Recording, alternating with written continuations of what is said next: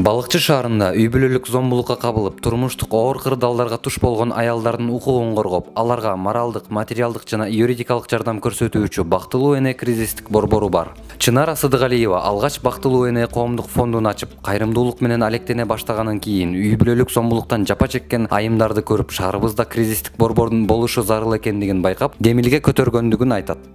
Ушу биздин 6 айдын ичинде айымдарды толугу менен турмуш шартын жакшыртуу максатында иш алып барабыз.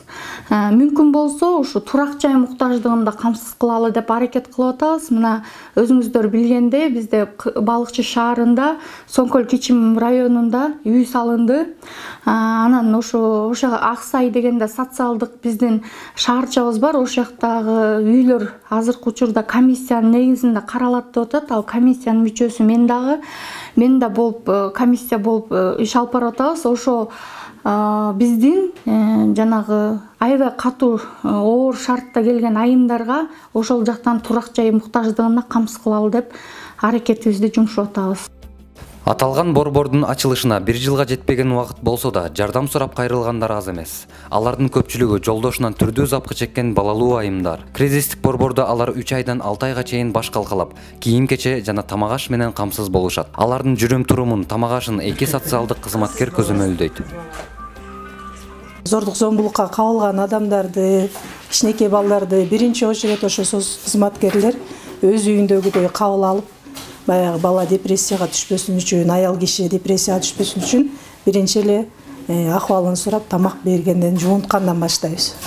Жуунтуп, үйдөгүдөй беседа кылып, тамак берип, анан жылуу, таза шейшепке жаткырып, сразу эле баягы сен кайдан келдиң тиги бу деген суроолорду бербей, өз үйдөгүдөй мамиле кылабыз. Ошондон кийин анан алар өзүнүн сырын айтып, өз үйүндөгүдөй калыптана башташат. Бул жерде кичинекей балдардын баары даже бизде директорубуз Чынараны мени баарыбызды апа деп айтышат да.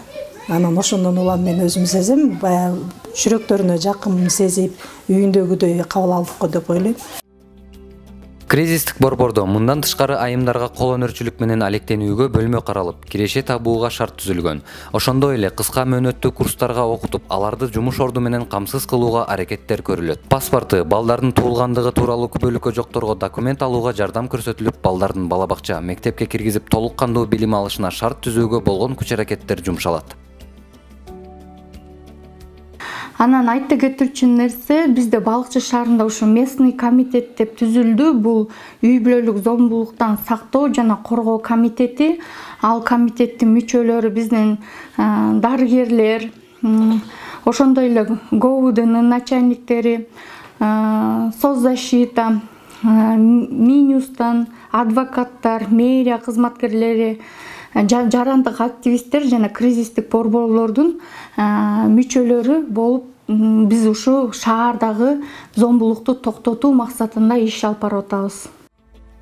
Азыркы учурда кризистик борбордо 3 баласы менен баш калкалап жаткан каарманыбыз Бегимай күйөөсүнүн кордугуна чыдабай, акыры андан кетүүгө аргасыз болгонун айтат. Жолдошум менен 10 жыл жашадым. Бияка келген себеби жолдошумдан көп запкы алдым. Колу тийчи. Семья катарында көргөн жок. 10 жыл бою малай катарында эле жашадым. Ушу бияктуу угуп, ошактан жардам сурап келдим. Мисалы, колдорунан келген жардамдарын кылып атышат. Балдарымды карашып атышат. Садикке, мектепке сүйлөшүп берип атышат.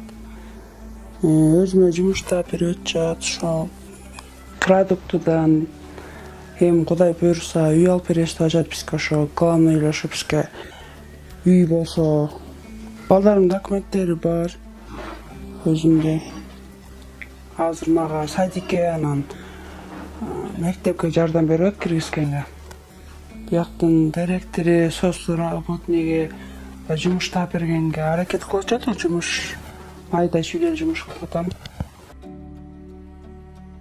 Чынара Сыдыгалиеванын айтымында, бул кризистик борбор эч бир жактан каржыланбагандыктан материалдык колдоого муктаж. Азык-түлүк, кийим-кече, дары-дармектерге алууга көмөк көрсөтүүнү каалагандар экрандагы номер аркылуу байланышса болот.